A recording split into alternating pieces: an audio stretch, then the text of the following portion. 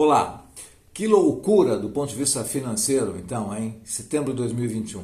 Evergrande, inflação em alta, Selic aumentando, bolsa despencando. Bem, quem acompanha as notícias no mercado financeiro, as notícias do dia a dia, mesmo que superficialmente, tem nessa entrada de primavera de 2021 muitas coisas desconfortáveis, desconcertantes até acontecendo. Bom, é sobre isso que eu quero falar hoje aqui de uma forma rápida para a gente ter uma ideia geral dos cenários. A inflação aumentando conforme o IPCA 15, que é uma prévia da inflação, de janeiro a setembro tem um aumento de 7% e deve chegar a 8% em dezembro agora de 2021. O índice apenas do mês de setembro revela que neste mês, em relação aos outros anos, foi o pior mês em 27 anos. Uau! Na mesma semana temos a taxa Selic também tendo um aumento de 5,25% ao ano e passando para 6,25% ao ano, 1 ponto percentual de aumento. Bom, se ainda não bastasse, a terceira maior empresa imobiliária da China deu uma ameaça de entrar em colapso, né? E para aqueles que pensam que a China está muito longe, se enganam muito. Porque, por exemplo, o Brasil é um dos maiores fornecedores de minérios, tá? Junto com a Austrália também, além de fornecer soja e outros alimentos. Isso representa, então, menos dinheiro entrando na nossa economia. E claro que afeta a todos nós, né? Bom, nesse cenário ruim, o nosso subcérebro animal, o cerebelo, aquele das emoções, dos instintos de sobrevivência, aciona o botão pânico. E, em consequência, um dos efeitos é a bolsa despenca. Todo mundo sai correndo e entra em ação, aquilo que é o efeito manada, né? Bom, nesse momento, esse cenário de tempestades, a ideia primeiro é falar de fatos e depois traçar alguns cenários, sem as emoções.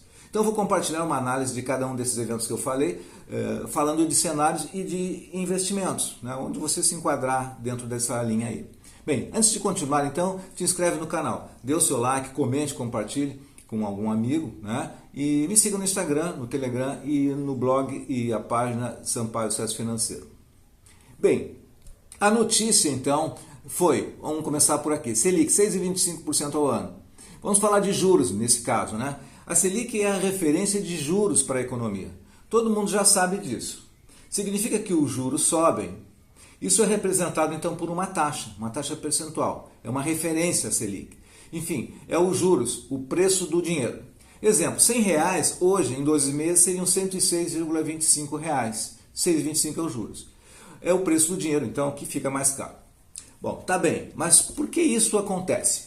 Uma pergunta. Simples, o governo usa o aumento da Selic para segurar a inflação. Como assim? É o seguinte, os preços das coisas, né, estão subindo muito rápido, melhor dizendo. Isso é um sinal de descontrole e chama-se então que se chama de inflação. Se os juros aumentam, as compras a crédito se reduzem, as pessoas diminuem o consumo e afinal, quem vai aumentar preço numa situação assim, né? Se tem menos preço, tem menos gente comprando, tem mais preço, menos gente comprando. Essa é a lógica. Assim, a subida da inflação não vai resolver também totalmente isso. Sabe por quê? Porque tem fatores causadores de inflação que não tem como combater diretamente com essa forma.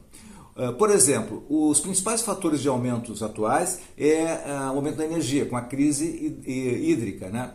Então, todo mundo consome. Os custos então de energia nas fábricas, dos prestadores de serviços também vão aumentar e vão ter que repassar nos preços. E outra coisa foi o aumento de preço de combustíveis, gasolina e combustível de modo geral. Isso ele é afetado pelo dólar, né? Não tem o que fazer, em função da crise política que tem por aí, e assim os fretes ficam mais caros. Enfim, tudo que é importado também, que tem relação com o dólar, como eletrônicos, trigo, também fica mais caro. Bom, antes de encerrar este evento econômico inesperado, tá? Ainda o fato que veio à tona, que essa que eu falei no início, da terceira maior empresa do mercado imobiliário chinês, chamada Evergrande. Com dívidas de 300 bilhões de dólares, num primeiro momento, numa economia globalizada, tem um contágio negativo. Nós estamos globalizados.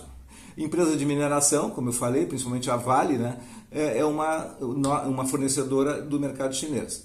Eles estavam alavancados, cheios de dívidas, com descompasso entre recebimentos e pagamentos. Em essência é isso.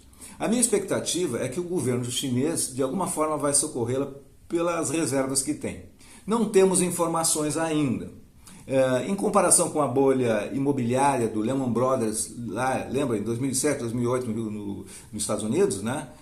Então deve ser um impacto bem menor, porque hoje os ativos chineses são 9 vezes os ativos que os americanos tinham naquela época. Bem, conclusão. Resumindo, nesse vídeo, então, falando de forma resumida, inflação, aumento do Selic, efeito global da ameaça dessa bolha imobiliária chinesa, se é que pode chamar de bolha, não se sabe ainda, e podemos nos perguntar, para que servem essas informações então? Resposta para você, estar informado, com mais discernimento e cuidar do seu dinheiro e tomar decisões mais conscientes. Parece pouco? Não, não é. Comente aí o que isso representa para você. Bom, por fim, sem emoções. Pergunte o que poderíamos pensar. Por exemplo, isso é o fim do mundo? Todo mundo vai ficar pobre? Não, não, não e não.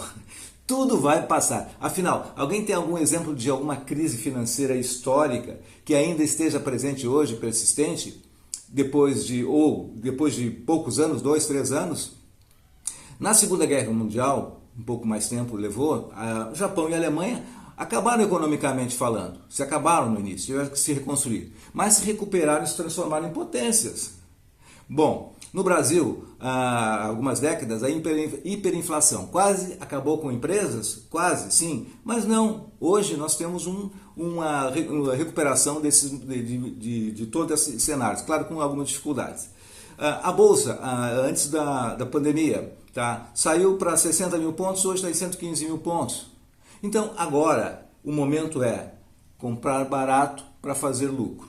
Pense nisso, tá? Essa é a ideia desse vídeo. Ou seja, o problema, a reflexão sem emoção e tirando as conclusões de forma concreta e comparando, inclusive, com o histórico do passado. Tá bom?